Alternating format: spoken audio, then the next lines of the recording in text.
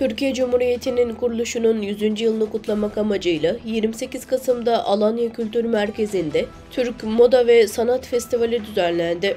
Bu festivalde Uygur, Kazak, Kırgız, Azeri ve Türk gibi Türk halklarına ait sanatçıların kültür ve el sanatları sergilendi. Davete Uygurlar adına katılan sanatçı Gulameddin Abdurniyaz Bey, kapakta yağlı boya tablolarını sergiledi. Sergi festivalinde Kazakistanlı Uygur sanatçısı Sayın Ahmetcan Ehet, Uygur kültürünü anlatan yağlı boya tabloları sergiledi.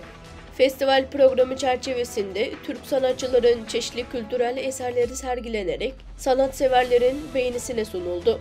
Türk halkının kültür ve sanatsal eserlerini bir araya getiren festival, Türk milletlerinin kültürel ifadelerini modern çağla birleştirmeyi amaçlıyor. Festivalin açılış töreninde konuşan Alanya Belediye Başkanı Sayın Adem Murat Yücel, Kazakistan, Azerbaycan, Kırgızistan, Yakutistan, Uygurlar, Rusya ve Ukrayna'dan sanatçıların 3 gün boyunca sergiler düzenleyeceğini duyurdu.